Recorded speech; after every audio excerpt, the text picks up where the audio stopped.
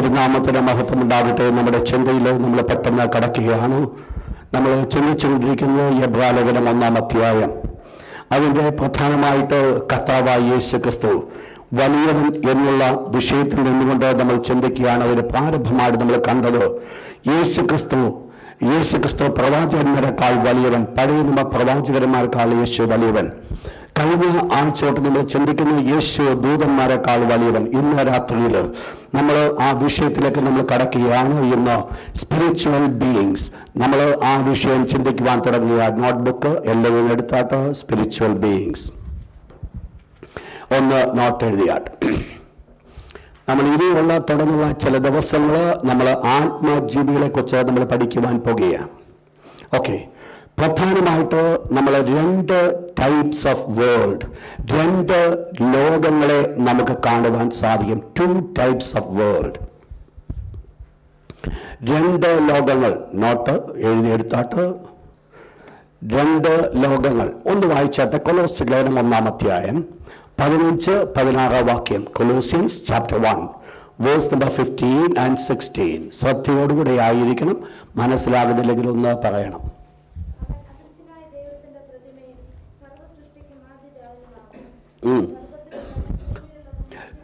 സ്വർഗത്തിലുള്ളതും ഭൂമിയിലുള്ളതും ദൃശ്യമായതും അദൃശ്യമായതും സിംഹാസനങ്ങളാകട്ടെ മതി. നമ്മൾ തുടർന്ന് താഴോട്ട് ഏഞ്ചൽസിന്റെ 4 വിധങ്ങളെ കുറിച്ച് ചിന്തിക്കുമ്പോൾ നമ്മൾ പഠിക്കുന്നതായിരിക്കും. അവിടെ പറയുന്നു സ്വർഗത്തിലുള്ളതും ഭൂമിയുള്ളതും ദൃശ്യമായതും അദൃശ്യമായതും സിംഹാസനങ്ങളാകട്ടെ. അങ്ങനെയെങ്കിൽ 2 ടൈപ്പ് ഓഫ് വേൾഡ് നമുക്ക് കാണുവാൻ സാധിക്കും. ഒന്ന്, അദൃശ്യമായിരിക്കുന്ന ലോകം, ഇൻവിസിബിൾ വേൾഡ്. ഇൻവിസിബിൾ വേൾഡ്, ഒന്നാമത്തെ ലോകം ഇൻവിസിബിൾ വേൾഡ്. അതിന് വേറെ പേര് നമുക്ക് കൊടുക്കാം, സ്പിരിച്വൽ വേൾഡ്, ആത്മലോകം, സ്പിരിച്വൽ വേൾഡ്, ആത്മലോകം. രണ്ടാമത്തത് ഫിസിക്കൽ വേൾഡ്, ദൃശ്യമായ ലോകം, വിസിബിൾ വേൾഡ്, വിസിബിൾ, കാണുവാൻ സാധിക്കുന്നത്. അതിന് നമ്മൾ വേറെ പേര് കൊടുക്കുന്നു ഫിസിക്കൽ വേൾഡ്. ഇന്ന് നമ്മൾ കാണുന്ന ഈ ലോകം. അപ്പോൾ ഇന്ന് നാം കാണുന്ന ഈ ലോകം എപ്രകാരമായിരിക്കുന്നു, അതുപോലെ ഒരു ലോകം, ആത്മലോകം നമുക്ക് കാണുവാൻ സാധിക്കും. പ്രധാനമായിട്ട് ആത്മലോകത്തിലേക്ക് നമ്മൾ കടന്നു വരുമ്പോൾ ആത്മലോകത്തിൽ ആത്മജീവികളാണുള്ളത്. Spiritual world has spiritual beings. ആത്മലോകത്തിൽ ആത്മജീവികൾ, spiritual world has spiritual beings. ആത്മലോകത്തിൽ ആത്മജീവികൾ. പ്രധാനമായിട്ട് 3 ആത്മജീവികളെയാണ് സ്പിരിച്വൽ വേൾഡിൽ നമ്മൾ കാണുന്നത്. 3 വെരി ഇമ്പോർട്ടൻറ്റ് സ്പിരിച്വൽ ബീയിങ്സ്. 3 പ്രധാനപ്പെട്ട ആത്മജീവികൾ. അതിലൊന്ന് ഗാഡ് ദ ക്രിയേറ്റർ, ദൈവം, സൃഷ്ടാവാകുന്ന ദൈവം, സൃഷ്ടാവാകുന്ന ദൈവം. ദൈവം ആര്? വായിച്ചാട്ട് യോഹന്നാൻ 4:24, ജോൺ 4:24.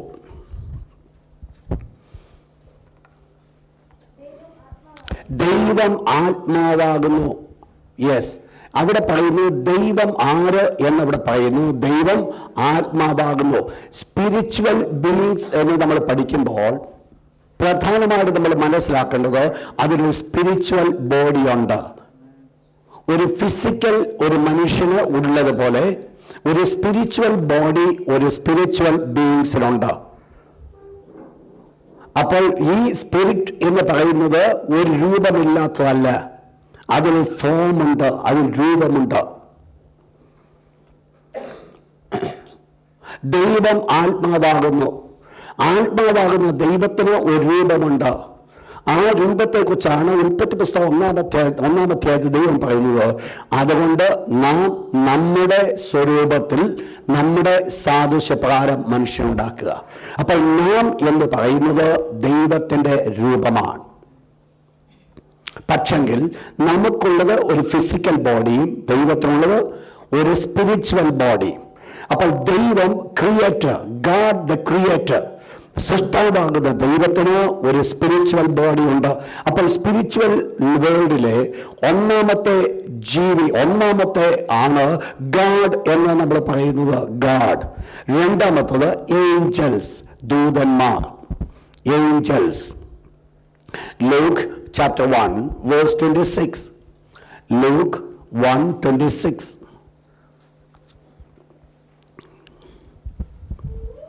വായിച്ചാട്ടെ. ഗബ്രിയേൽ ദൂതനെ നസ്രത്തിലേക്ക് അയച്ചു. ഗബ്രിയേൽ ദൂതൻ മറിയയ്ക്ക് വെളിപ്പെടുകയാണ്. അപ്പോൾ ഗബ്രിയേൽ എന്ന് പറയുന്നത് ഒരു ദൂതൻ, ഒരു ഏഞ്ചൽ. അപ്പോൾ രണ്ടാമത്തെ ബീയാണ് ഏഞ്ചൽസ്, ദൂതന്മാർ. മൂന്നാമത്തേത് ഡീമൻസ്, അശുദ്ധാത്മാവ്. Matthew chapter 12 verse 43. Matthew chapter 12 verse 43.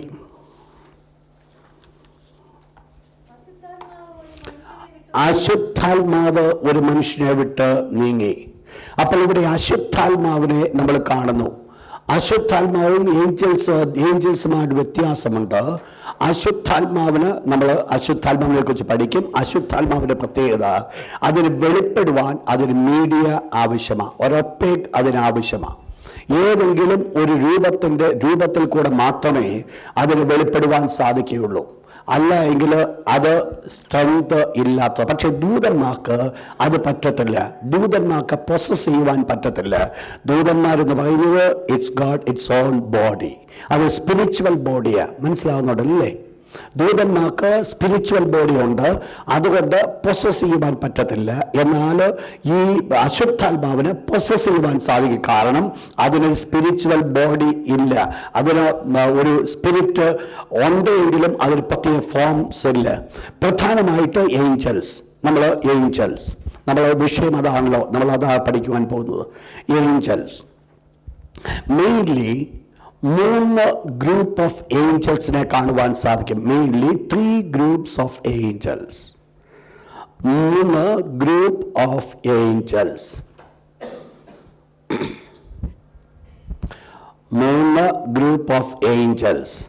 അതിലൊന്ന് seraphims, സെറാഫുകൾ.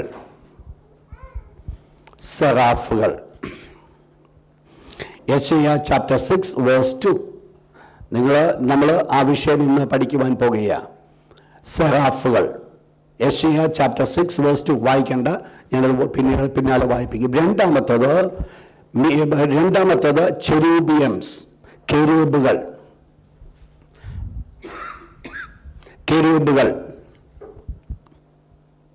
എഹെസ്കേൽ chapter 10 verse 20 and Ezekiel chapter 1 verse 5 to 12. Ezekiel 10:20, Ezekiel 1 അധ്യായം 5 മുതൽ 12 വരെ. മൂന്നാമത്തത് soya or living creatures, ZOA, ജീവികൾ. Soya or living creatures. അതിൻ്റെ വാക്യം റെവലേഷൻ chapter 4 verse 6.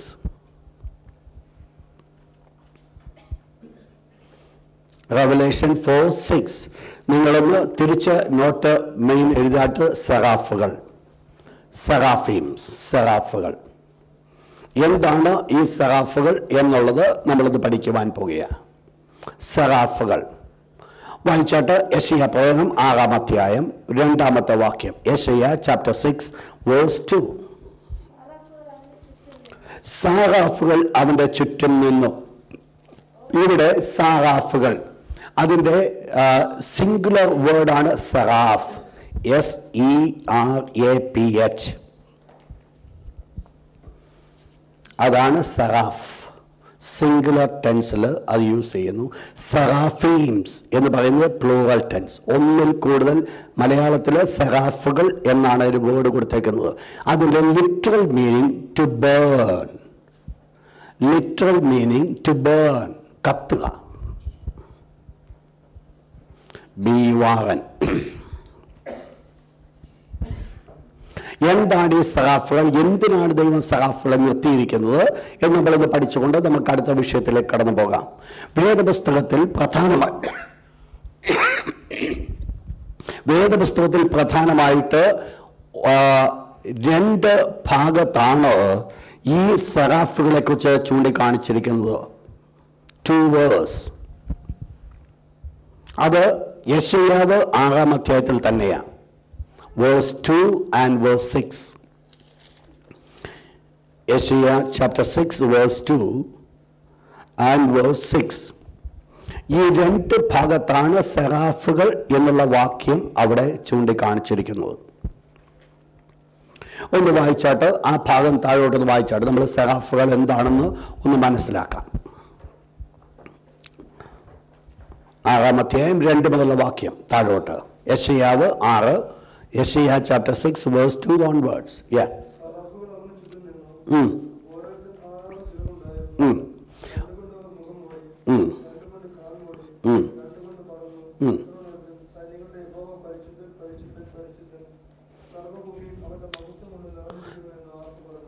സറാഫുകളുടെ രൂപം ഞാൻ നിങ്ങളെ ഒന്ന് കാണിക്കണമെന്നുണ്ടായിരുന്നു, സംഭവം അത് നടന്നില്ല.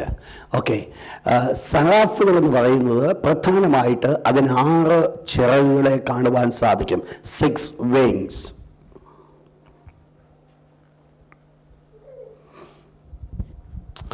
എവിടെയാണ് സറാഫുകളുടെ പൊസിഷൻസ്? ആ ഫസ്റ്റ് വേർഡ് പറയുന്നു, രണ്ടാമത്തെ വാക്യം പറയുന്നു സറാഫുകൾ അവരുടെ ചുറ്റും നിന്നു. ആരാ? അവൻ കർത്താവ്. അപ്പോൾ ദൈവത്തിൻ്റെ സിംഹാസനത്തെ ചുറ്റി നിൽക്കുന്നവരാണ് സറാഫുകൾ.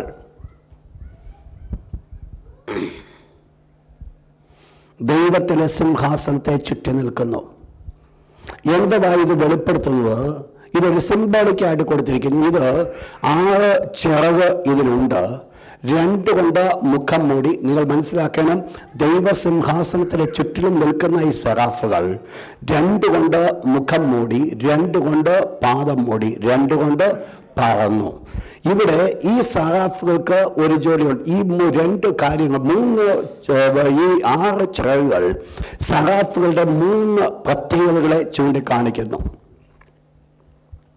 ഈ 6 wings അത് പ്രധാനമായിട്ട് 2 wings covered their legs. അവർ 2 ചിറകുകളുടെ പാദം മൂടി. അത് വെളിപ്പെടുത്തുന്നത് അൺവർഡിനെസ്, അവരുടെ അയോഗ്യത, to be in the presence of God. ദൈവത്തിൻ്റെ സിംഹാസനത്തിൽ ആയിരിക്കാനുള്ള അവരുടെ അയോഗ്യത, അവർ യോഗ്യരല്ല എന്നുള്ളത് വെളിപ്പെടുകയാണ്. അത് വെളിപ്പെടുത്തുന്നത് എന്താണെന്നറിയാം? ദൈവത്തിൻ്റെ വിശുദ്ധി, ദൈവം എത്രമാത്രം വിശുദ്ധനാണ് എന്നുള്ളത് വെളിപ്പെടുത്തുന്നു. 2 കൊണ്ട് മുഖം മൂടി.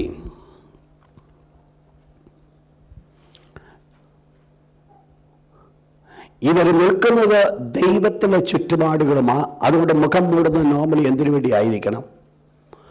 ദൈവത്തെ കാണാനായിട്ട് സാധ്യമല്ല. അവർക്ക് ദൈവത്തെ കാണുവാനായിട്ട് സാധ്യമല്ല. അത് ദൈവത്തിൻ്റെ വിശുദ്ധിയെ സിംബോളിക്കായിട്ട് അവിടെ വെളിപ്പെടുത്തുക. അത് വിശുദ്ധനായിരിക്കും. ദൈവത്തിൻ്റെ മുഖത്തേക്ക് നോക്കുവാൻ അവർക്ക് സാധിക്കുന്നില്ല. 2 കൊണ്ട് അത് പറന്നു. എന്ത് വെളിപ്പെടുത്തുന്നു? ദൈവത്തിൻ്റെ ആജ്ഞ അനുസരിക്കുവാനുള്ള ഒരുക്കം, readiness to obey the command of God.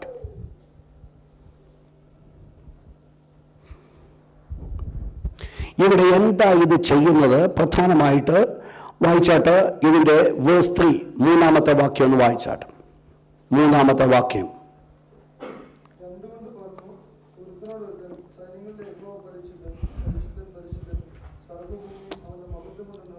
അപ്പോൾ ഇത് ദൈവത്തിൻ്റെ സിംഹാസനത്തിൽ നിന്നുകൊണ്ട്, ദൈവത്തെ ചുറ്റി നിന്നുകൊണ്ട് ഇവരെന്ത് ചെയ്യുക?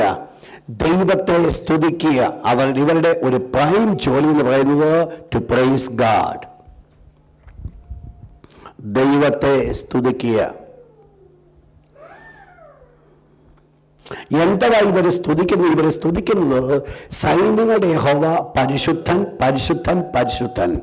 ഭൂമി മുഴുവൻ ദൈവത്തിന്റെ മഹത്വം കൊണ്ട് നിറഞ്ഞിരിക്കുന്നു. അപ്പോൾ ഇതാണ് അവർ ദൈവത്തെ സ്തുതിക്കുന്നത്. ഈ സ്തുതിയുടെ ശബ്ദം കേൾക്കുമ്പോൾ എന്താണ് അവിടെ സംഭവിച്ചത്? നെക്സ്റ്റ് വേഴ്സ് 4-5 വാക്യം. അവരാക്കുന്ന ശബ്ദം. അപ്പോൾ അവർ വെറുതെ ഒരു നിസ്സാരമായിരിക്കുന്ന ഒരു ചുണ്ട നനക്കുകയല്ല അവർ ചെയ്തത്. അവരെന്ത് ചെയ്യായിരുന്നു? ആക്കുകയായിരുന്നു. ആക്കുന്ന ശബ്ദം കൊണ്ട് എന്ത് സംഭവിച്ചു? ഉമ്മരപ്പടികളുടെ അടിസ്ഥാനങ്ങൾ കുലുങ്ങി, ആലയം പുക കൊണ്ട് നിറഞ്ഞു. അപ്പോൾ അവരുടെ ഒന്ന് നമ്മൾ മനസ്സിലാക്കാം, അവർ ദൈവത്തെ അവർക്ക് കൊടുത്തിരിക്കുന്ന പൂർണ്ണ ശക്തിയോടെ അവർ ദൈവത്തെ ആരാധിക്കുന്നു.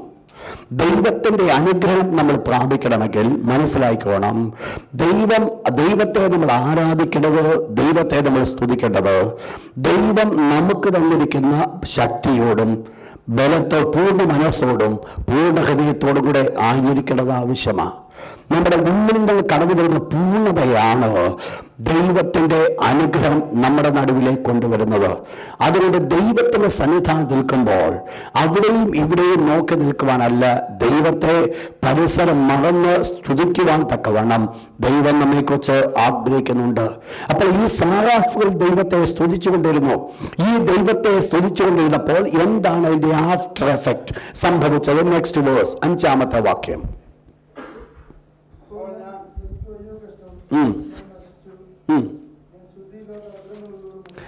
നിങ്ങൾ മനസ്സിലാക്കണം, ഇവിടെ സാറാഫുകൾ ദൈവത്തെ സ്തുതിക്കുമ്പോൾ സാറാഫുകളുടെ നിപ്പ് നമുക്കറിയാം, സാറാഫുകളുടെ പൊസിഷൻ നമ്മൾ മനസ്സിലാക്കി. അവർ ദൈവത്തെ സ്തുതിക്കുമ്പോൾ ഈ നിൽക്കുന്ന യെശയ്യാപ്രവാചകൻ ഇത് മനസ്സിലാക്കി, അയ്യോ ഞാൻ അരിഷ്ട മനുഷ്യൻ, ഞാൻ ശുദ്ധിയില്ലാത്ത അധരങ്ങളൊരു മനുഷ്യൻ. അപ്പോൾ ഇവരുടെ പ്രസൻസ്, ഇവരുടേതായിരിക്കുന്ന ഇവർ ദൈവത്തെ സ്തുതിച്ച് അവരുടെ പൊസിഷൻസ് യെശയ്യാവിൻ്റെ ജീവിതത്തിൽ എന്ത് കൊണ്ടുവന്നു? തൻ്റെ പാപത്തെക്കുറിച്ച് ബോധം കൊടുക്കുന്നു. നമ്മൾ നമ്മൾ കെരൂബുകളെക്കുറിച്ച് പഠിക്കുമ്പോൾ വേറെ രീതിയിലാണ് നമ്മളിത് കാണുന്നത്. അപ്പോൾ പ്രധാനമായിട്ട് ഈ സെറാഫുകളുടെ ഒരു ജോലി എന്ന് പറയുന്നത്, ഈ സെറാഫ് എന്നുള്ള വേർഡ് തന്നെ കൂടുതലായിട്ട് യൂസ് ചെയ്യുന്നത് ദൈവത്തിൻ്റെ യാഗവുമായിട്ടുള്ള ബന്ധത്തിലാണ്. More often the word seraphs connected with the sacrifice.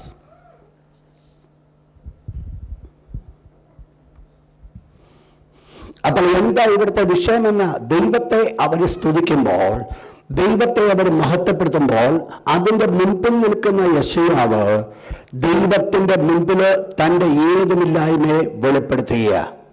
അപ്പോൾ ഈ ഒരു ആരാധന ഈ യെശയ്യാവിൻ്റെ ജീവിതത്തിൽ തൻ്റെ പാപത്തെ ബോധ്യപ്പെടുത്തി. നമ്മൾ മനസ്സിലാക്കണം, ആരാധനയിൽ നടക്കുന്ന ഒരു വിഷയമാണ് നമ്മുടെ അൺവർത്തിനെസ്സിനെ വെളിപ്പെടുത്തുക. നമ്മൾ ദൈവത്തെ ആരാധിക്കുമ്പോൾ നമ്മൾ എന്തായിരിക്കും നമ്മൾക്കൂടെ വെളിപ്പെടുന്നത്? ദൈവത്തിലെ തേജസ് കടന്നു വരുമ്പോൾ ഓട്ടോമാറ്റിക്കായിട്ട് നമ്മൾക്കൂടെ വെളിപ്പെടുന്നത് നമ്മുടെ അൺവേർത്തിനെസ്, നമ്മുടെ അയോഗ്യത, നമ്മുടെ പാപത്തിൻ്റെ നേച്ചർ. കാരണം കാണുന്നത് എന്തിനാണ് കാണുന്നത്? ദൈവത്തിൻ്റെ വിശുദ്ധിയാണ് കാണുന്നത്. ദൈവത്തിൻ്റെ വിശുദ്ധിയിലേക്ക് നോക്കുമ്പോൾ നമ്മുടെ അയോഗ്യതയെ അവിടെ വെളിപ്പെടുത്തുന്നു. എന്നാൽ ഈ സാറാഫുകൾ എന്ത് ചെയ്തത് വായിച്ചാട്ട് അതിൻ്റെ 6-ാമത്തെ വാക്യം.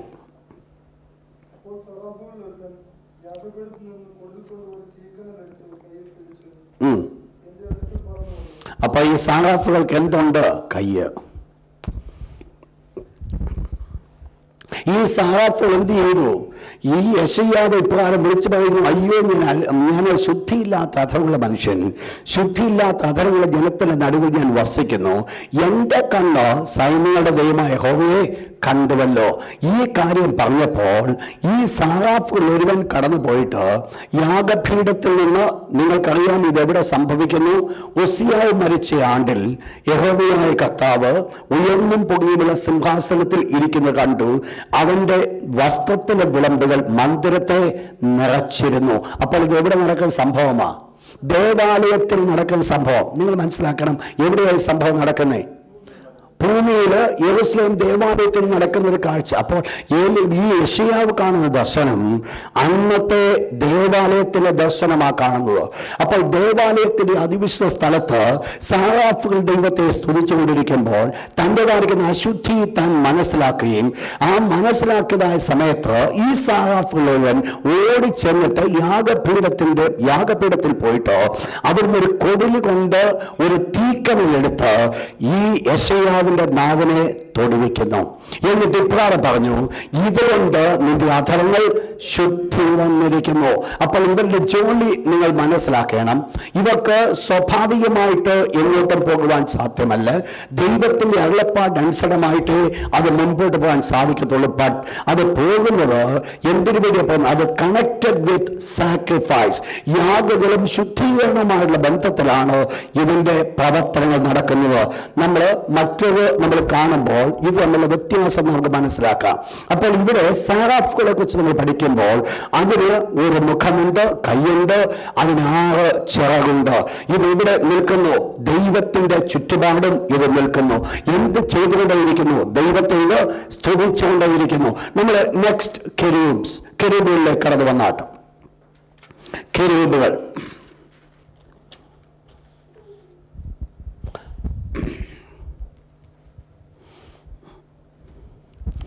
കെരൂബ് എന്നുള്ളത് ഇംഗ്ലീഷ് ബൈബിളിൽ ചെരൂബ് എന്നുള്ളത് സിംഗുലർ ടെൻസും ചെരൂബിയൻ എന്നുള്ളത് പ്ലൂറൽ ടെൻസുമാണ്. ഇവിടെ എന്താണ് കെരൂബുകൾ? ഈ കെരൂബുകളെ നമുക്ക് ഒന്ന് മനസ്സിലാക്കാൻ ഒരല്പം ബുദ്ധിമുട്ടുണ്ട്. വായിച്ചാട്ട് യെഹെസ്കേൽ 1 അധ്യായം, യെഹെസ്കേൽ 1 അധ്യായം 5 വാക്യം. നമ്മൾ സാറാഫുകളെ കുറിച്ച് നമ്മൾ പഠിക്കുമ്പോൾ നമുക്കൊന്ന് കാണുന്നില്ല, ഒരു നമ്പേഴ്സും നമുക്കവിടെ കാണുന്നില്ല. സാറാഫുകൾ അവിടെ ചുറ്റും നിന്നു, എത്ര ഉണ്ടെന്ന് നമുക്കറിയത്തില്ല. ഓക്കെ, കെരൂബുകളെ കുറിച്ച് ഒന്ന് വായിച്ചാട്ട് യെഹെസ്കേൽ chapter 1 verse 5 onwards. അതിന് നടുവിൽ 4 ജീവികളുടെ സാദൃശ്യം കണ്ടു.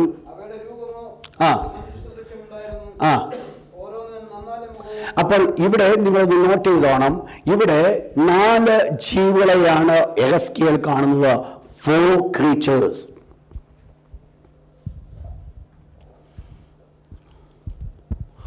അതിന്റെ പ്രത്യേകത, ഓരോന്നിനും 4 മുഖം, 4 faces each has 4 faces. ഓരോ കെരൂബുകൾക്കും 4 മുഖങ്ങൾ. വായിച്ചാട് താഴോട്ട്.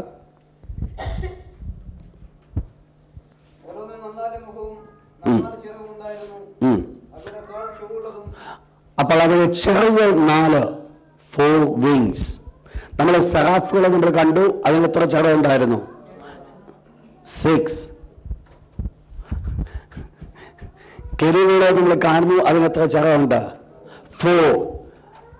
സാറാഫുകൾക്ക് എത്ര മുഖമുണ്ട്? 1. കെരൂബുകൾക്ക് എത്ര മുഖമുണ്ട്?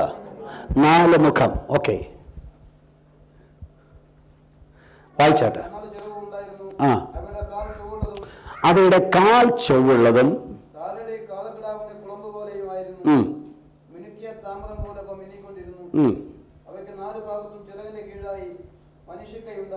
അതുകൊണ്ട് 4 കയ്യ് ഓരോ കെരൂബുകൾക്കും ഉണ്ട്. ഓരോ ചിറകിന്റെ കീഴിൽ ഓരോ കയ്യ്.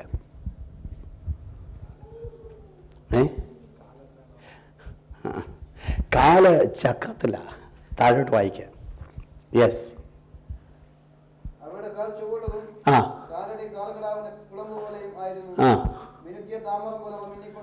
യെസ്.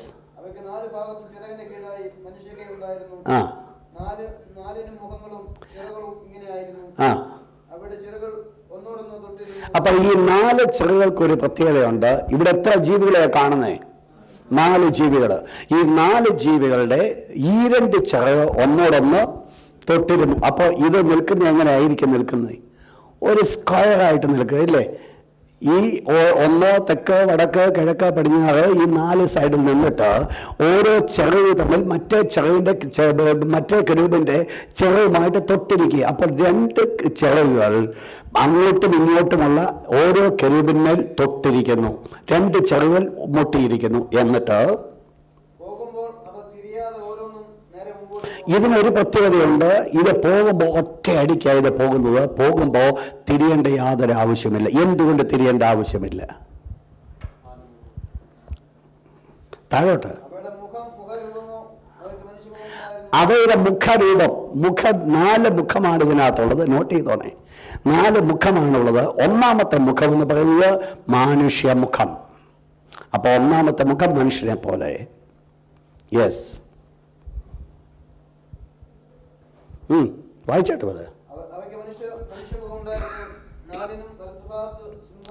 4 വലത് ഭാഗത്തെ സിംഹമുഖം, ഫേസ് ഓഫ് എ ലയൺ.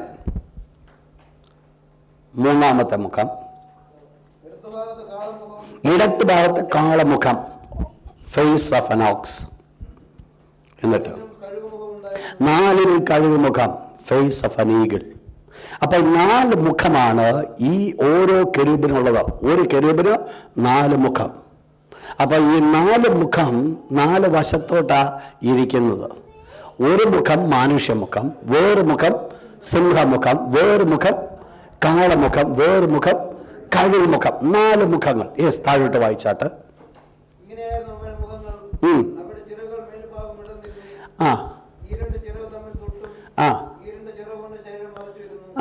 ഈ 2 ചിറക് കൊണ്ട് എന്ത് ചെയ്തു? ശരീരം മറച്ചിരുന്നു.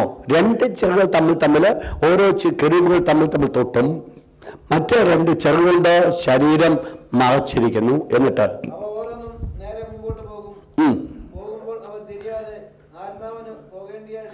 അപ്പൊ ഇത് പോകുന്ന സമയത്ത് എങ്ങോട്ട് വേണമെങ്കിലും ഇതിന് പോകാം. പോകുന്നത് ആര് നയിക്കുന്നതിനനുസരിച്ചാ? ആത്മാവ് നടത്തുന്നതിനനുസരിച്ച്. താഴോട്ട് ജീവികളുടെ നടുവിൽ കത്തിക്കൊണ്ടിരിക്കുന്ന തീക്കനൽ പോലെ. അപ്പോൾ അതിന്റെ നടുവിൽ എന്തോ ഉണ്ട്? ഒരു വലിയ തീക്കനൽ. യെസ്,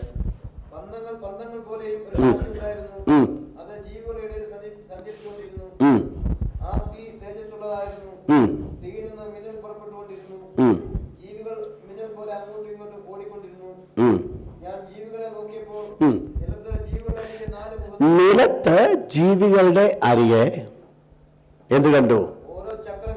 ഓരോ ചക്രം കണ്ടു. അപ്പോ നിലത്തെന്തോ ഉണ്ട്? ചക്രമുണ്ട്. എന്നിട്ട്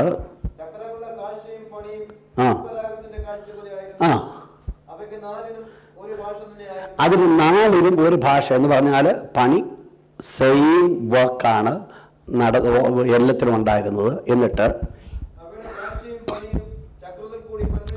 ചക്രത്തിൽ കൂടെ മറ്റൊരു ചക്രമുള്ളത് പോലെ എന്ന് പറഞ്ഞാൽ ഇതെന്തുകൊണ്ടാണ് തിരിയേണ്ടാത്തത്?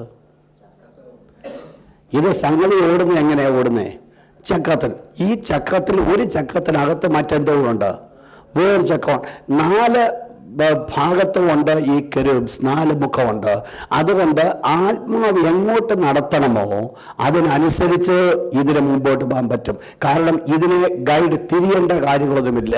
എങ്ങോട്ട് നോക്കിയാലും അതിനങ്ങോട്ട് പോകാൻ പറ്റും. അപ്പോൾ ഇതാണോ കെരൂബ്? വായിച്ചാട്ട് 10-ാം അധ്യായം, എസ്കേൽ ചാപ്റ്റർ 10.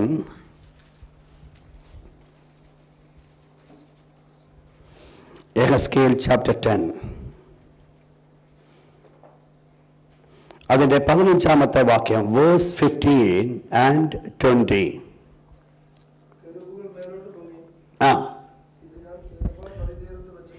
ഇത് ഞാൻ കേബാർ നദീതീരത്ത് വെച്ച് കണ്ട ജീവി തന്നെ. എന്നിട്ട് അപ്പോൾ ഞാൻ കേബാർ നദീതീരത്ത്, എഹെസ്കേൽ 1:1 വായിച്ചാട്ട്. എഹെസ്കേൽ 1:1.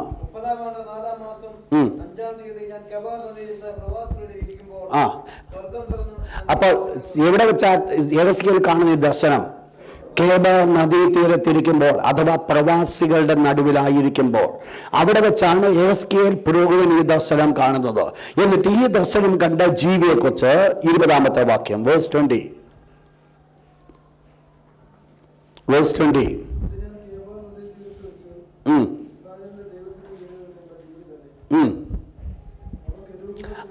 അവ കെരൂബുകൾ എന്ന് ഞാൻ ഗ്രഹിച്ചു. അപ്പോൾ ഇത് കെരൂബുകൾ എന്ന് നമ്മൾ പറയുവാൻ കാരണം യെഹെസ്കേൽ തന്നെ വെളിപ്പെടുത്തുകയാണ്, അന്ന് ഞാൻ കണ്ടത് ഏതായിരുന്നു?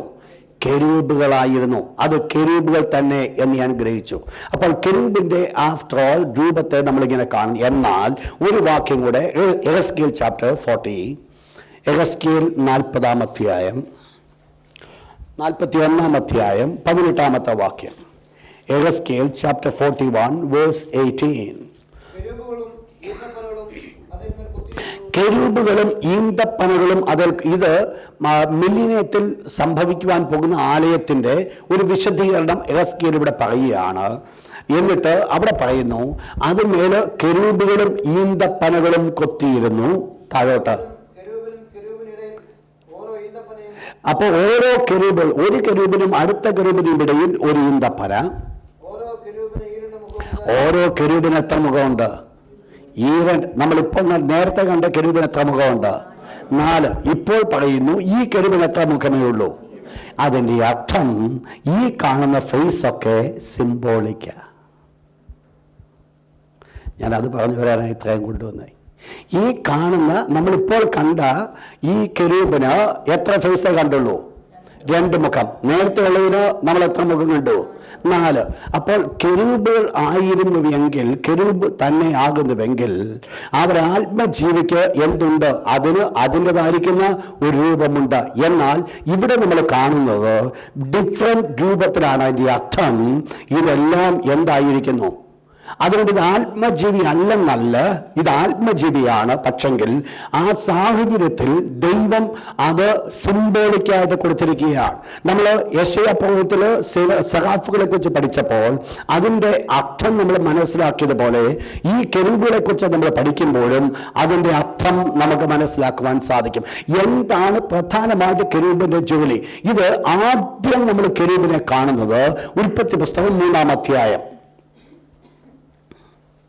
Genesis chapter 3 verse 24. ഉൽപ്പത്തി 3-ാം അധ്യായം 24-ാമത്തെ വാക്യം.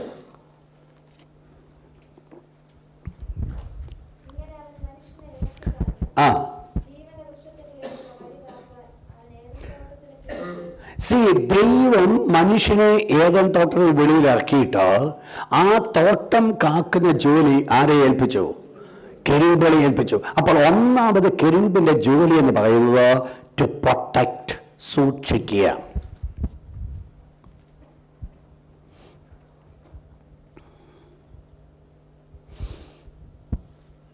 അല്ലെങ്കിൽ ഗാർഡ് ചെയ്യുക. അപ്പൊ ഫസ്റ്റ് അവരുടെ ജോലി, ഞാൻ സെറാഫുകളും കെരൂബുകളും തമ്മിലുള്ള വ്യത്യാസത്തിലേക്ക് ഞാൻ കടന്നു വരിക.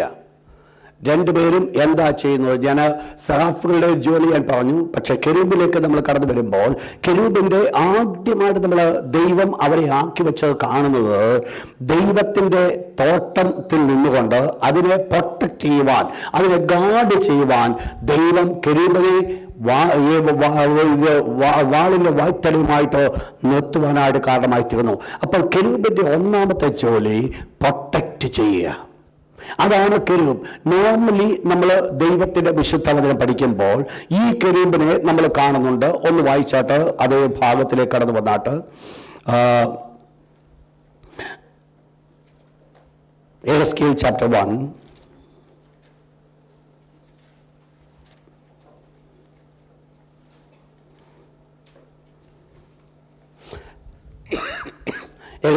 യെഹെസ്കേൽ ചാപ്റ്റർ 10 verse number 2 and 7.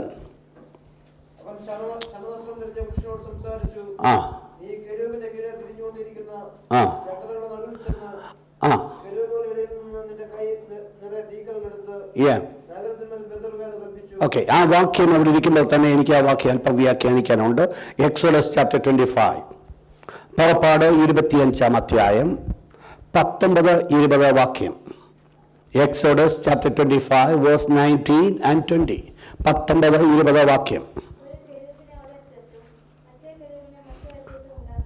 ഒരു കെരൂബിനെ ദൈവം മോശ മുഖാന്തരമായിട്ട് സമാഗമന കൂടാരം ഉണ്ടാക്കുവാൻ കൽപ്പന കൊടുത്തപ്പോൾ ദൈവം പറഞ്ഞു അതിവിശുദ്ധ സ്ഥലത്തിലേക്ക് കടന്നു വരുമ്പോൾ അവിടെ ഒരു കൃപാസനം ഉണ്ടാക്കണം. ദൈവം സഹായിക്കുന്നെങ്കിൽ അടുത്ത ആഴ്ച ഞാനത് അതിൻ്റെ ഒരു ചാർട്ട് കാണിച്ചു തരാം. അപ്പോൾ ഇവിടെ ഒരു കൃപാസനം ഉണ്ടാക്കണം. കൃപാസനം എന്ന് പറയുന്നത് ഒരു ഖദിര മരം കൊണ്ട് ഉണ്ടാക്കപ്പെട്ട ഒരു പെട്ടി, ഇതുപോലെ ഒരു മേശ പോലെ ഒരു പെട്ടി. എന്നാൽ അതിൻ്റെ പുറം എന്ന് പറയുന്നത് ഓപ്പൺ ആയിരിക്കും. It's not covered. ഇത് തുറന്നിരിക്കുന്ന ഒരു ഖദിര മരം കൊണ്ടുള്ള പെട്ടി. പക്ഷെ ഈ പെട്ടി എന്ത് ചെയ്യും? അകവും പുറവും പൊന്നുകൊണ്ട് പൊതിയുന്നു. എന്നിട്ട് ഇതിൻ്റെ രണ്ട് ഭാഗത്തും രണ്ട് ഹുക്ക് ഇട്ടിട്ടുണ്ട്. അവിടെ ഒരു പൊന്നുകൊണ്ടുള്ള ഒരു കമ്പിയുണ്ട്. അതാണ് ഈ പുരോഹിതന്മാർ ചുമന്നുകൊണ്ട് പോകുന്നത്. എന്നാൽ ഈ പെട്ടിയുടെ മുകൾ ഭാഗം ഞാൻ പറഞ്ഞല്ലോ, ഇറ്റ്സ് ഓപ്പൺ. എന്നാൽ ഇതിന് ഒരു മൂടിയുണ്ട്. ഇതിൻ്റെ മൂടിയാണ് സ്വർണം കൊണ്ട്, ഒരു തങ്കപ്പാളി കൊണ്ട് ഇത് മൂടും. ഈ മൂടുന്ന ആ മൂടിയുടെ പേരാണ് കൃപാസനം എന്ന് പറയുന്നത്. ശ്രദ്ധിക്കുക വേർഡ്. അതിൻ്റെ പേരാണ് ദൈവാനുഭവം. അടുത്ത ആഴ്ച കാണിക്കുക. അതിൻ്റെ പേരാണ് കൃപാസനം എന്ന് പറയുന്നു. നിങ്ങൾ മനസ്സിലാക്കിയോ? സമാഗമന കൂടാരത്തിൽ ഖദിര മരം കൊണ്ട് ഉണ്ടാക്കപ്പെട്ട ഒരു പെട്ടി. ആ പെട്ടിക്കകത്ത് അകവും പുറവും അത് പൊന്നുകൊണ്ട് പൊതിഞ്ഞ് രണ്ട് കമ്പ് വളയങ്ങൾ, അതിലാണ് പൊന്നുകൊണ്ടുള്ള ഒരു കമ്പി അത് തൂക്കി വിട്ട് അത് പെർമനൻ്റ്ലി അതവിടെ കിടക്കുകയാണ്. അതാണ് പുരോഹിതന്മാർ തോളത്ത് വെക്കുന്നത്. എന്നാൽ ഈ അകം പൊള്ളയായിരിക്കുന്ന ഈ പെട്ടിക്കകത്ത് 3 കാര്യങ്ങളാണ് വെക്കുന്നത്. ഒന്ന്, മന്ന ഇട്ടുവെച്ച പൊൻപാത്രം, ദൈവം കൊടുത്തുമായിരിക്കുന്ന 10 കൽപ്പനകൾ അടങ്ങിയ 2 കൽപ്പനകൾ, 3 അഹരോന്റെ തലത്ത വടി. ഇത് 3ഉം ആ പെട്ടിക്കകത്ത് വെച്ചിട്ട് അതിൻ്റെ പുറം ഒരു മൂടി കൊണ്ട് കവർ ചെയ്യുക. അത് വെറും ഒരു പാളി കൊണ്ട്, ഇതും അതുമായിട്ട് ബന്ധമില്ല, ഇതൊരു വേറെ പാളി കൊണ്ട് ഇത് മൂടുക. ഈ മൂടുന്ന ഈ പാളിയാണ് കൃപാസനം. എന്നിട്ട് ഈ പാളിയുടെ ഈ സൈഡും 2 സൈഡും അങ്ങോട്ടും ഇങ്ങോട്ടും ഓരോ കെരൂബുകളെ ഉണ്ടാക്കി വെച്ചിട്ടുണ്ട്. ഈ കെരൂബുകളുടെ ചിറക് തമ്മിൽ മുട്ടിയിരിക്കും. അപ്പോൾ അവിടെ നിന്നുള്ളത് ഇങ്ങോട്ടും ഇവിടെ നിന്നുള്ളത് അങ്ങോട്ടും, അത് ഫേസ് ടു ഫേസ് അത് നോക്കി അതിൻ്റെ ചിറക് തമ്മിൽ മുട്ടിയിരിക്കുക. അപ്പോൾ ഇതിൻ്റെ നടുവിൽ ഒരു സ്പേസ് ഉണ്ട്. ഈ സ്പേസിൽ ഇരുന്നുകൊണ്ടാണ് ദൈവം അരുളി ചെയ്യുന്നത്. അതുകൊണ്ടാണ് ദൈവത്തെക്കുറിച്ച് പറയുന്നത്, ദൈവം കെരൂബുകളുടെ നടുവിൽ വസിക്കുന്നു. അപ്പോൾ 2 കെരൂബുകൾ അങ്ങോട്ടും ഇങ്ങോട്ടും നോക്കി നിൽക്കുമ്പോൾ അതിൻ്റെ സെൻട്രലുള്ള ആ ഓപ്പൺ സ്പേസ്, അതാണ് ദൈവത്തിൻ്റെ തേജസ് അഥവാ ദൈവത്തിൻ്റെ ഇരിപ്പിടം. ദൈവത്തിൻ്റെ ഇരിപ്പിടം ആയതുകൊണ്ടാണ് അതിന് കൃപാസനം എന്ന് പറയുന്നത്. കൃപാസനം എന്ന് പറയുവാൻ ഒരു കാരണമുണ്ട്. ഇതിനകത്ത് വെച്ചിരിക്കുന്നത് ന്യായവിധിയുടെ 3 കാര്യങ്ങളാണ്. ഒന്ന്, മോശയ്ക്ക് ദൈവം കൊടുത്ത 10 കൽപ്പന. അപ്പോൾ അതിന് മുകളിലാണ് ഈ ദൈവം ഇരിക്കുന്നത്. 2, മണ്ണയിട്ട് വെച്ച പൊൻപാത്രം. 3, അഹരോന്റെ തലത്ത വടി. ഇത് 3ഉം വെളിപ്പെടുത്തുന്നത്, ഒരു രീതിയിൽ വെളിപ്പെടുത്തുന്നത്, അനുസരണം കെട്ടവരെ ദൈവം കൊല്ലുന്നു. കാരണം ന്യായപ്രമാണം കിട്ടിയപ്പോൾ എത്രായിരത്തെണ്ണം ദൈവം കൊന്നു. അത് ന്യായപ്രമാണം കിട്ടിയ ഉടനെ ദൈവത്തോട് അനുസരണക്കേട് കാണിച്ച് എല്ലാവരെയും ദൈവം കൊല്ലുവാനായിട്ടിടയായി തീർന്നു. മന്ന ദൈവം ഇസ്രായേൽ മക്കൾ കൊടുത്തപ്പോൾ ആ മന്ന കിട്ടിയ സമയത്ത് തന്നെ ഇസ്രായേൽ മക്കൾ ചില ദൈവം നശിപ്പിച്ചു. അഹരോന്റെ തളുത്ത വടി എന്തിനെ വെളിപ്പെടുത്തുന്നു? നാദാബും അബീരാമും കോരയും കൂട്ടരെ നശിപ്പിച്ചതിനെ ചൂണ്ടിക്കാണിക്കുന്നു. അപ്പോൾ ഇത് 3ഉം ഏതിനെയാ ചൂണ്ടിക്കാണിക്കുന്നത്? ന്യായവിധിയെ ചൂണ്ടിക്കാണിക്കുക. അഥവാ ദൈവത്തിന്റെ ന്യായവിധിയാണ് ഈ പെട്ടി ചൂണ്ടിക്കാണിക്കുക. എന്നാൽ അതിന് പുറത്ത് ഒരു തങ്കപ്പാളി കൊണ്ട് ഒരു പാളി ഉണ്ടാക്കി അതിന്മേൽ 2 കെരൂബുകളെ നിർത്തി അതിൻ്റെ നടുവിൽ ദൈവം വസിക്കുമ്പോൾ ദൈവത്തിൻ്റെ ഒരരുളപ്പാടുണ്ട്. ആണ്ടിൽ ഒരിക്കൽ മഹാപുരോഹിതൻ അതിവിശുദ്ധ സ്ഥലത്തിലേക്ക് കടന്നു വന്ന് ഈ കൃപാസനത്തിലാണ് രക്തം തളിക്കുന്നത്. ഈ കൃപാസനത്തിൽ രക്തം തളിക്കുന്നത് കൊണ്ടാണ് ഇത് ന്യായാസനം എന്നുള്ളത് കൃപാസനമായി മാറ്റപ്പെട്ടത്. മനസ്സിലാകുന്നു? ഇല്ല, മനസ്സിലാകുന്നവർ എല്ലാത്തരം കാര്യങ്ങൾ ഉയർത്തിയാട്ട്. മനസ്സിലായില്ല? മനസ്സിലാകാത്തവരൊന്ന് കാര്യങ്ങൾ ഉയർത്തിയാട്ട്. യെസ്, ഞാൻ പറഞ്ഞു വന്നത് ദൈവത്തിൻ്റെ സമാഗമന കൂടാരം, സമാഗമന കൂടാരത്തിൽ പല ഉപകരണങ്ങളുണ്ട്. അതിൽ അതിവിശുദ്ധ സ്ഥലത്തുള്ള ഒരു ഉപകരണമാണ് അത് കൃപാസനം എന്ന് പറയുന്നത്. അത് പ്രധാനമായിട്ട് ഖദിരമരം കൊണ്ട് ഉണ്ടാക്കപ്പെട്ട ഒരു പെട്ടി. അതിൻ്റെ പുറം ഓപ്പൺ ആയിരിക്കും. ഈ പെട്ടിയുടെ അകവും പുറവും പൊന്നുകൊണ്ട് പൊതിയുന്നു. ഇതാണ് കൃപ. ഇത് അകത്തുകൊണ്ട് വെക്കുന്ന ഈ പെട്ടിക്കകത്ത് 3 കാര്യങ്ങൾ വെക്കുന്നു. 1, ദൈവം കൊടുത്ത ന്യായപ്രമാണം. 2, അഹരോന്റെ തളുത്ത വടി. 3, മണ്ണയിട്ട് വെച്ച പൊൻപാത്രം. ഇത് 3ഉം ഇതിനകത്ത് വെച്ചിട്ട് അതിൻ്റെ പുറത്ത് ഒരു മൂടി കൊണ്ട് കവർ ചെയ്യുക, ഒരു സ്വർണ്ണപ്പാളി. അതാണ് അതിൻ്റെ മൂടി. ഈ പാളിയുടെ 2 സൈഡിലും 2 കെരൂബുകൾ അങ്ങോട്ടും ഇങ്ങോട്ടും നോക്കി നിൽക്കുന്നു. അതിൻ്റെ ചിറകുകൾ തമ്മിൽ മുട്ടി നിൽക്കുന്നു. എന്നിട്ട് ഈ കെരൂബുകളുടെ നടുവിലാണ് ദൈവം വസിക്കുന്നത്, അഥവാ ദൈവം ഇസ്രായേൽ മക്കൾക്ക് അരുളി ചെയ്യുന്നത് ആ പർട്ടിക്കുലർ ഭാഗത്ത് നിന്നാണ്. അതുകൊണ്ടാണ് ഇതിനെ കൃപാസനം എന്ന് പറയുന്നത്. എന്നാൽ വാസ്തവത്തിൽ ഈ 3 സംഗതികൾ നമ്മൾ പഠിച്ചാൽ ഇത് 3ഉം എന്തായിരിക്കുന്നു? ഇത് 3ഉം ദൈവത്തിൻ്റെ ന്യായവിധിയെ ചൂണ്ടിക്കാണിക്കുന്നു. എന്നാൽ ഇതെന്തുകൊണ്ട് കൃപാസനമായി, കൃപയുടെ ഇരിപ്പിടമാകുവാൻ കാരണം ഈ കൃപാസനത്തിന്മേൽ ആണ്ടിൽ ഒരിക്കൽ മഹാപുരോഹിതൻ തൻ്റെ പാപത്തിൻ്റെയും ഇസ്രായേൽ മക്കളുടെ പാപത്തിൻ്റെ പരിഹാരത്തിനായിട്ട് രക്തവുമായിട്ട് അതിവിശുദ്ധ സ്ഥലത്തിലേക്ക് കടന്നു വന്ന് രക്തം ഇതിന്മേൽ തളിക്കുന്നു. എവിടെ? ഈ കൃപാസനത്തിന്മേൽ, അഥവാ ദൈവം വസിക്കുന്ന ഇരിപ്പിടത്തിന്മേൽ. അവിടെ തളിക്കുന്നത് കൊണ്ടാണ് ഇത് ന്യായാസനമാകാതെ കൃപാസനമായത്. കാരണം ദൈവം നോക്കുമ്പോൾ ഓൾറെഡി എന്ത് നടന്നിരിക്കുക? മറ്റൊരാള് ഇതിനു വേണ്ടി കൊല്ലപ്പെട്ടു.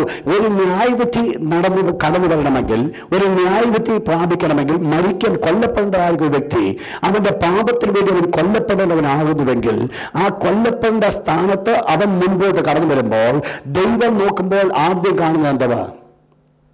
ദൈവം കാണുന്നത് ഓൾറെഡി അവിടെ രക്തം കാണുന്നു. രക്തം എന്തിനെ ചൂണ്ടിക്കാണിക്കുന്നു? ഓൾറെഡി ഒരു മരണം സംഭവിച്ചു. അതുകൊണ്ട് ഈ വ്യക്തിക്ക് എന്ത് കിട്ടുന്നു? സ്വാതന്ത്ര്യം കിട്ടുന്നു. അതാണ് ഞാൻ പറഞ്ഞത്, ന്യായാസനമായിരിക്കുന്ന സ്ഥലം ദൈവം കൃപ കാണിക്കുവാനുള്ള കാര്യമെന്ന് പറയുന്നത് ഓൾറെഡി എന്ത് സംഭവിച്ചിരിക്കുക? യേശുക്രിസ്തുവിന്റെ രക്തം അവിടെ കടന്നു വന്നിരിക്കുക. അപ്പോൾ ദൈവമക്കൾ മനസ്സിലാക്കണം, ഇവിടെ ഈ പ്രത്യേകമായിരിക്കുന്ന സ്ഥാനത്തിരുന്നു കൊണ്ടാണ് സ്വർഗസ്ഥനായിരിക്കും ദൈവം അരുളി ചെയ്യുന്നത്.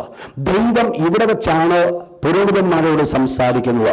പുരോഹിതന്മാര് ഈ ദൈവത്തിന്റെ സ്വരം കേട്ട് ദൈവത്തിന് അനുഗ്രഹമായിട്ടാണ് വെളിയിലേക്ക് കടന്നു വന്നിട്ട് ജനത്തെ അനുഗ്രഹിക്കുന്നത്. അപ്പോൾ ഇവിടെ ഈ കൃപാസനത്തിലാണ് ആരിയ്ക്കുന്നത്? ദൈവം ഇരിക്കുന്നത്. അങ്ങനെയെങ്കിൽ ഈ കൃപാസനം എന്ന് പറയുന്നത് ഈ കൃപാസനത്തിന്റെ 2 ഭാഗത്തും നിൽക്കുന്നത് എന്താ നിൽക്കുന്നത്? 2 കെരൂബുകൾ. അപ്പോൾ ഈ 2 കെരൂബുകൾ എന്ത് ചെയ്യുന്നു? ദൈവത്തിന്റെ സാന്നിധ്യത്തെ മറയ്ക്കുന്നു. രണ്ടാമത്തെ ജോലി, protect the holiness of God.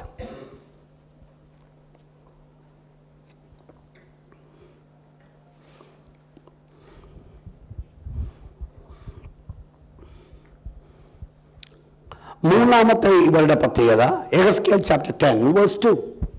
നമ്മൾ മുമ്പ് വായിച്ച വാക്യം എഹെസ്കേൽ ചാപ്റ്റർ 10 വേഴ്സ് 2.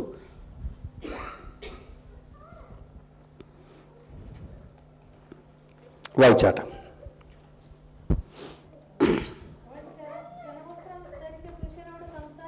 ആ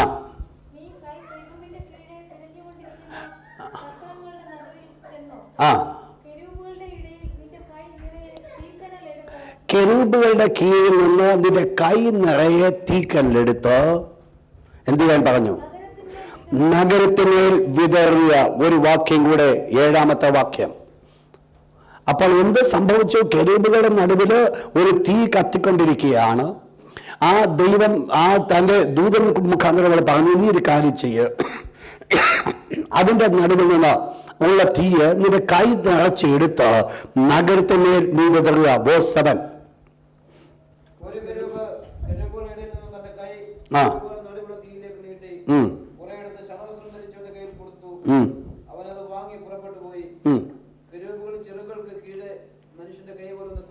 ഇവിടെ തുടർന്ന് നിങ്ങൾ താഴോട്ട് വായിക്കാമെങ്കിൽ അവിടെ കടന്നു വരുന്നത് ദൈവത്തിൻ്റെ ന്യായവിധിയെ നമ്മളവിടെ കാണുന്നു. ദ ജഡ്ജ്മെന്റ് ഓഫ് ഗാഡ്, ദൈവത്തിൻ്റെ ന്യായവിധി.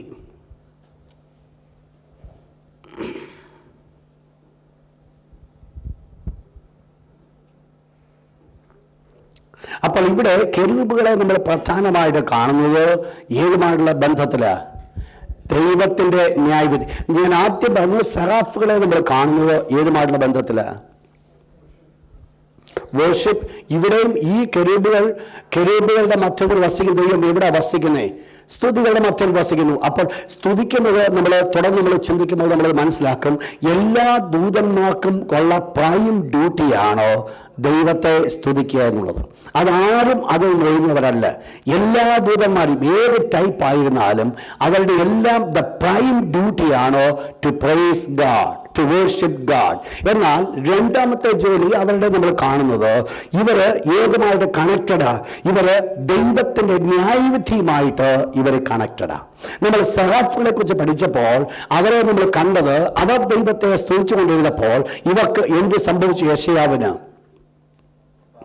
പാപത്തെക്കുറിച്ച് ബോധ്യപ്പെടുത്തി. അപ്പോൾ അവരുടെ ജീവിതത്തിൽ സെറാഫുകളെ കുറിച്ച് നമ്മൾ പഠിക്കുമ്പോൾ പ്രധാനമായിട്ട് നമ്മളിവിടെ കാണുന്നത്, അവരെ നമ്മൾ മനസ്സിലാക്കുന്നത് അവരുടെ ഓൺ സെൽഫായിട്ട് മനസ്സിലാക്കുവാൻ തക്കവണ്ണം സെറാഫുകൾ വെളിപ്പെടുത്തുമ്പോൾ, കെരൂബുകൾ അതല്ല ചെയ്യുന്നത്. കെരൂബുകൾ എന്ത് ചെയ്യുന്നു? ദൈവത്തിന്റെ ന്യായവിധിയെ വെളിപ്പെടുത്തുന്നു. God's judgement. എവിടെ നമ്മൾ കെരൂബിനെ നോക്കിയാലും അവിടെയെല്ലാം നമ്മൾ കാണുന്നത് എന്തുവാ കാണുന്നത്? ദൈവത്തിന്റെ ന്യായവിധി. ഏദൻ തോട്ടത്തിന്റെ വാതുക്കൽ ആ ജീവന്റെ വൃക്ഷത്തിന് മുൻപിൽ കെരൂബിനെ നിർത്തിയപ്പോൾ എന്തുവാ അവിടെ വെളിപ്പെടുത്തിയത്? ദൈവത്തിന്റെ ന്യായവിധി. ഈ കൃപാസനത്തില് 2 കെരൂബുകളെ നിർത്തി ആ കൃപാസനത്തിന് രക്തം വീഴുന്നില്ല എങ്കിൽ ഈ കെരൂബുകൾ എന്ത് ചെയ്യുന്നു? അവിടെ അത് ന്യായവിധി. ഇവിടെ നമ്മൾ യെഹെസ്കേൽ 10-ാം അധ്യായം നമ്മൾ കണ്ടത്, ഈ കെരൂബുകൾ എന്ത് ചെയ്യുന്നു? അതിന്റെ നടുവിൽ നിന്ന് തീക്കനൽ വാരി വെളിയിലേക്ക് വലിച്ചെറിയുന്നു. അതോടുകൂടി എന്ത് സംഭവിക്കുന്നു? ദൈവത്തിന്റെ ന്യായവിധി കടന്നു വരുന്നു. അതുകൊണ്ട് ഈ കെരൂബുകളെ കുറിച്ച് നമ്മൾ പഠിക്കുമ്പോൾ പ്രധാനമായിട്ട് ദൈവത്തിന്റെ ന്യായവിധിയുമായിട്ട് ഇത് റിലേറ്റഡ് ആണ്.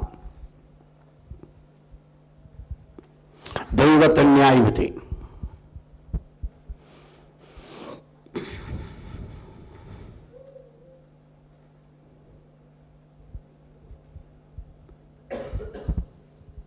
ഈ കെരൂബുകളുടെ വേറെ പ്രത്യേകതയുണ്ട്. വായിച്ചോട്ട് 10-ാം അധ്യായം അതിന്റെ 12-ാമത്തെ വാക്യം. യെഹെസ്കേൽ ചാപ്റ്റർ 10 വേഴ്സ് 12.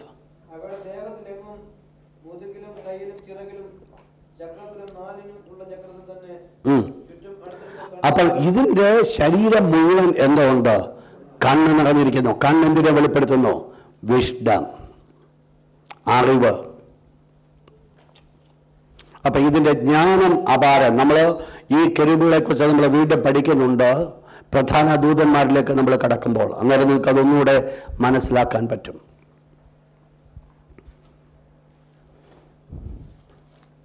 ഇത് പ്രധാനമായിട്ട് നമ്മളിവിടെ കാണുന്നത് കെരൂബുകളെ 4 മുഖത്തിൽ കാണുന്നു. വീണ്ടും ഞാൻ ആ 4 മുഖത്തെ കുറിച്ച് വെളിപ്പെടുത്തുന്നുണ്ട്. 3-ാമത്തെ ജീവി സ്വയ. 4 ജീവികൾ സ്വയ, ലിവിങ് ക്രീച്ചേഴ്സ്. വെളിപ്പാട് പുസ്തകം 4-ാം അധ്യായം. വെളിപ്പാട് പുസ്തകം 4-ാം അധ്യായം 6 മുതൽ ഉള്ള വാക്യം ഒന്ന് വായിച്ചാട്ട്.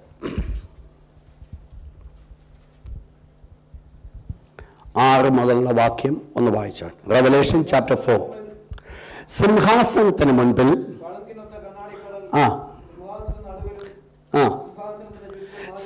സിംഹാസനത്തിന് നടുവിലും സിംഹാസനത്തിന് ചുറ്റിലും 4 ജീവികൾ, ലിവിങ് ക്രീച്ചേഴ്സ്. യെസ്, താഴോട്ട്. അവയ്ക്ക് മുമ്പ് ഒരു പ്രത്യേകത, മുൻപുറവും പിൻപുറവും കണ്ണ് നിറഞ്ഞിരുന്നു. ഇത് 4 ജീവികളും 4 ഫോം, 4 രൂപമാണ്. നമ്മൾ കെരൂബിനെ കുറിച്ച് നമ്മൾ ചിന്തിച്ചപ്പോൾ പറഞ്ഞു, ഓരോ കെരൂബിനും എത്ര മുഖമുണ്ട്? 4 മുഖമുണ്ട് ഓരോ കെരൂബിനും. എന്നാൽ ഇവിടെ നമ്മൾ കാണുന്ന ഈ 4 ജീവികൾക്ക്, ഓരോ ജീവികൾക്ക് ഓരോ മുഖമുള്ളൂ. പക്ഷേ മുഖത്തിന് വ്യത്യാസമുണ്ട്. താഴോട്ട് വായിച്ചാട്ട്. അപ്പോൾ 1-ാം ജീവി ഏതിന് സദൃശ്യം? സിംഹത്തിന് സദൃശ്യം. നോട്ട് ചെയ്താട്ട്.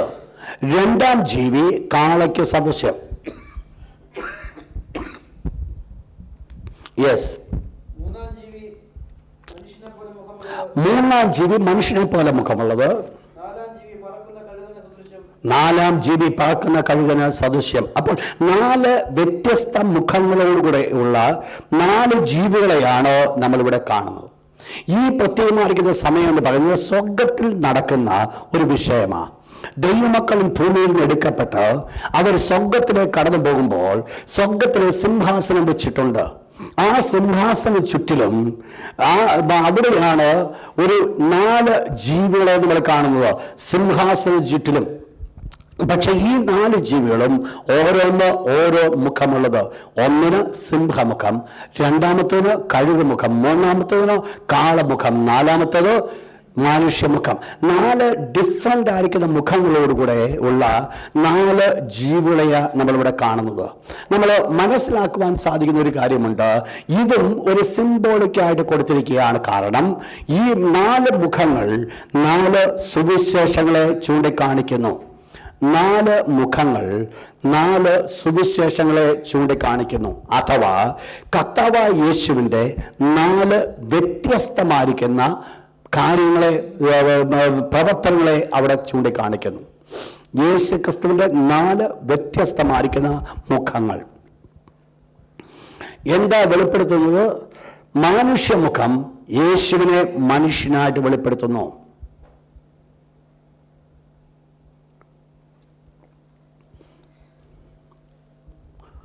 കാളമുഖം യേശുവിനെ ദാസനായി വെളിപ്പെടുത്തുന്നു.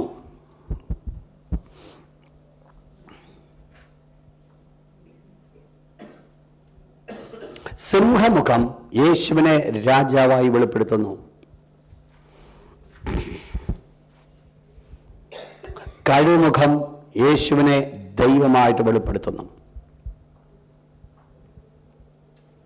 മത്തായിയുടെ സുവിശേഷം കർത്താവായ യേശുവിനെ രാജാവായി ചൂണ്ടിക്കാണിക്കുന്നു. മർക്കോസ് കർത്താവായ യേശുവിനെ ദാസനായി ചൂണ്ടിക്കാണിക്കുന്നു. ലൂക്കോസ് യേശുവിനെ ഒരു പൂർണ്ണ മനുഷ്യനായി ചൂണ്ടിക്കാണിക്കുന്നു.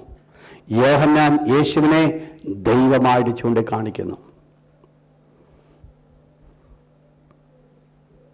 അപ്പോൾ യേശു ക്രിസ്തുവിന്റെ 4 വ്യത്യസ്തമായിരിക്കുന്ന മുഖങ്ങളെയാണോ അല്ലെങ്കിൽ 4 വ്യത്യസ്തമായിരിക്കുന്ന പ്രവർത്തനങ്ങളെയാണോ നമുക്കിവിടെ കാണുവാൻ സാധിക്കുന്നു. അപ്പോൾ ചുരുക്കത്തിൽ നമ്മൾ ചിന്തിച്ചു കഴിഞ്ഞാൽ ഈ 4 ജീവികളെയും നമുക്ക് എങ്ങനെ മനസ്സിലാക്കാൻ പറ്റും? അത് സിംബോളിക്കായിട്ട് കൊടുത്തു. ഇതിനും ഒരു പ്രത്യേകത ഉണ്ട്.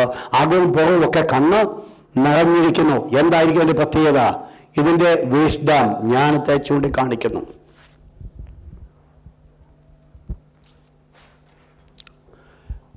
വിസ്ഡം, ജ്ഞാനം. പ്രധാനമായിട്ട് നമ്മൾ ഈ ദൂതന്മാരെ ഈ സ്പിരിച്വൽ കിങ്ഡത്തിലേക്ക് നമ്മൾ കടന്നു ചെല്ലുമ്പോൾ ആ സ്പിരിച്വൽ കിങ്ഡത്തിൽ 2 പ്രധാന രാജ്യങ്ങൾ അടക്കപ്പെട്ടിരിക്കുന്നു. 2 സ്പിരിച്വൽ കിങ്ഡംസ്. ഒന്ന് ഗോഡ്സ് കിങ്ഡം,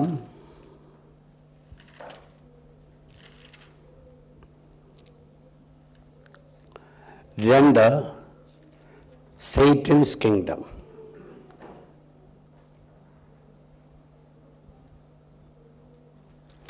രണ്ട് രാജ്യങ്ങളെ നമുക്ക് കാണാം സ്പിരിച്വൽ വേൾഡിൽ. അതിലൊന്ന് ദൈവരാജ്യം, 2 സാത്താന്റെ രാജ്യം. ദൈവരാജ്യമുള്ളതിന് കൊടുത്താട്ട് Matthew chapter 12 verse 28, Mathai 12:28. Satanic kingdom, Matthew chapter 12 verse 26.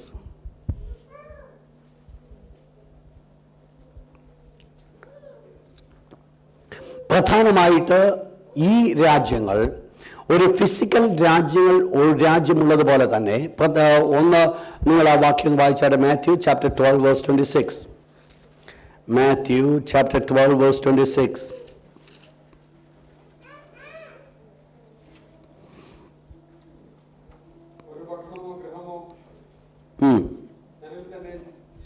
തന്നിൽ തന്നെ ഛിദ്രിച്ചുവെങ്കിൽ നിലനിൽക്കയില്ല.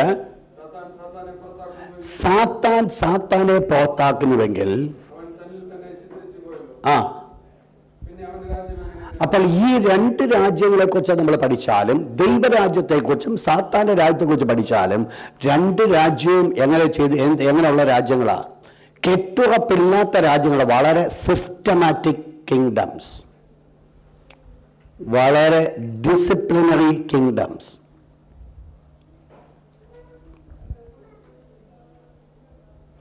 രണ്ട് രാജ്യങ്ങളും അത് ഡിസിപ്ലിനറി കിങ്ഡമാണ്.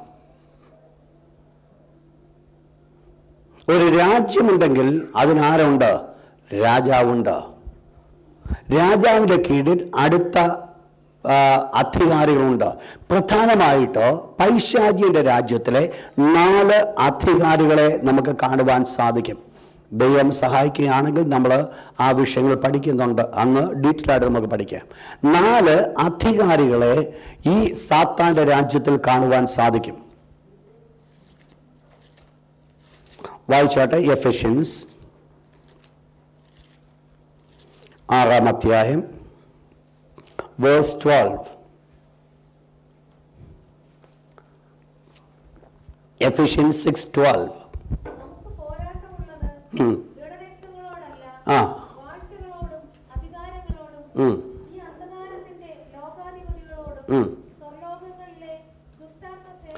ഇവിടെ ഒരു ദൈവ പൈതലിനെ കുറിച്ച് പറഞ്ഞു. ഒരു ദൈവ പൈതലിന് യുദ്ധമുള്ളത്, പോരാട്ടമുള്ളത് ആരോടല്ല? ജഡരക്തങ്ങളോടല്ല. അപ്പോൾ ഈ പറയപ്പെട്ട 4 കാര്യങ്ങളും ഏതല്ല? ജഡരക്തങ്ങളല്ല എന്ന് പറഞ്ഞാൽ ഒരു മനുഷ്യനല്ല. പിന്നീട് ആരാ? അങ്ങനെയെങ്കിൽ നമുക്ക് മനസ്സിലാക്കാം, ഇതാണ് ആത്മജീവികൾ, ഏഞ്ചൽസ്. എന്താ 4 പൊസിഷൻസ്? ഒന്ന് പറയുന്നു പ്രിൻസിപ്പാലിറ്റീസ്. നോട്ട് ചെയ്താട്ട് നമ്മളിപ്പോൾ ഇന്ന് അത് ചിന്തിക്കത്തില്ല, അടുത്ത ദിവസം നമ്മൾ ചിന്തിക്കും. ഒന്ന് പ്രിൻസിപ്പാലിറ്റീസ്. അപ്പോൾ സാത്താൻ്റെ നെക്സ്റ്റ് കീഴിലുള്ള അധികാരികളാണ് പ്രിൻസിപ്പാലിറ്റീസ്. അതിൻ്റെ കീഴിലുള്ള അധികാരികളാണ് പവേഴ്സ്, അധികാരങ്ങൾ. അതിൻ്റെ കീഴിലാണ് ഈ അന്ധകാരത്തിൻ്റെ ലോകാധിപതി, rulers of the darkness of this world. Rulers of the darkness of this world. 4-ാമത്തത് spiritual wickedness in high place, സ്വർലോകത്തിലെ ദുഷ്ടാത്മസേന. സ്വർലോകത്തിലെ ദുഷ്ടാത്മസേന. അപ്പോൾ സാത്താൻ്റെ രാജ്യത്തിൽ സാത്താൻ്റെ ഭരണം നടത്തുവാൻ തക്കവണ്ണം 4 പൊസിഷൻസ് നമുക്ക് കാണുവാൻ സാധിക്കും. അത് വാഴ്ചകൾ, അധികാരങ്ങൾ, ഈ അന്ധകാരത്തിൻ്റെ ലോകാധിപതി, 4 സ്വർലോകത്തിലെ ദുഷ്ടാത്മ. ഈ അന്ധകാരത്തിൽ ലോകാധിപതി ആണെങ്കിലും അതാരല്ല? മനുഷ്യനല്ല.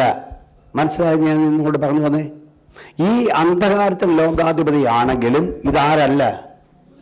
മനുഷ്യനല്ല. പിന്നെ ആരാ? അങ്ങനെ നമ്മൾ മനസ്സിലാക്കണം, ഈ ലോകത്തെയൊക്കെ നയിക്കുന്ന, മനുഷ്യരെ നടത്തുന്ന മറ്റൊരാൾ ഇതിന് പിന്നിലുണ്ട്. അദ്ദേഹത്തിൻ്റെ ഹിതപ്രകാരമാണ് കാര്യങ്ങളൊക്കെ മുമ്പോട്ട് പോകുന്നത്. അധികാരങ്ങൾ മാറുന്നു, അധികാരങ്ങൾ വരുന്നു. അത് നമ്മൾ ചിന്തിക്കും, എങ്ങനെയാണ് ഈ അധികാരങ്ങൾ മാറുന്നത്, എങ്ങനെയായിരിക്കും അധികാരം വരാൻ പോകുന്നത്, എന്താണ് നമ്മുടെ സ്പിരിച്വൽ വാർഫെയർ, എന്താണ്, ഇതൊക്കെ നമ്മൾ ചിന്തിക്കും. ബട്ട് ഇവിടെ നമ്മൾ കാണുന്നത് ഈ 4 പൊസിഷൻസാണ് സാത്താൻ്റെ രാജ്യത്തിൽ ഉള്ളത്, പ്രധാനമായിരിക്കുന്ന അധികാരങ്ങൾ. ഇതിന് താഴോട്ടും അധികാരികളുണ്ട്. പ്രധാനമായിട്ട് വാഴ്ചകൾ, അധികാരങ്ങൾ. 3 ഈ അന്ധകാരത്തിൽ ലോകാധിപതി, 4 സ്വർലോകത്തിലെ ദുഷ്ടാത്മസേന. അങ്ങനെ എന്ന് പറയുന്ന പോലെ തന്നെ ദൈവരാജ്യത്തിനും അധികാരികളെ കാണുവാൻ സാധിക്കും. ഇൻ ഗാഡ്സ് കിങ്ഡം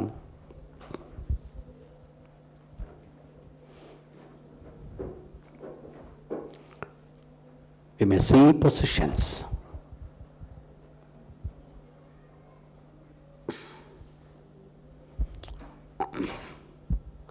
അതിൽ പ്രധാനമായിട്ട് 3 ആർക്കേഞ്ചൽ, പ്രധാന ദൂതന്മാരെ കാണാം. ആർക്ക് ഏഞ്ചൽ,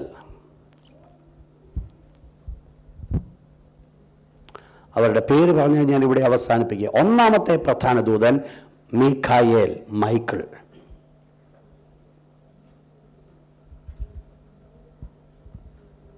2-ാമത്തെ പ്രധാന ദൂതൻ ഗബ്രിയേൽ. 3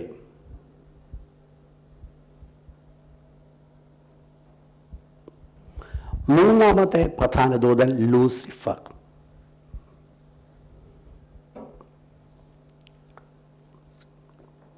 അപ്പോക്രിഫ പുസ്തകം പഠിക്കുമ്പോൾ ദൈവത്തിൻ്റെ പ്രധാന ദൂതന്മാരായിട്ട് 7 പേരെ നമ്മൾ കാണുന്നുണ്ട്. പക്ഷേ അത് നമുക്ക് അംഗീകരിക്കുവാൻ സാധ്യമല്ലാത്ത ബിബ്ലിക്കലി അതിന് സപ്പോർട്ടീവായിട്ട് വേഴ്സസ് ഇല്ലാത്തത് കൊണ്ട് നമുക്കത് അംഗീകരിക്കുവാൻ പറ്റത്തില്ല. വേദപുസ്തകം നമ്മൾ എടുത്ത് പഠിക്കുമ്പോൾ നമ്മൾ ഏത് വാക്യവും കൺഫേം ചെയ്യുന്നത് ഒരു സപ്പോർട്ടോടുകൂടെയാണ്.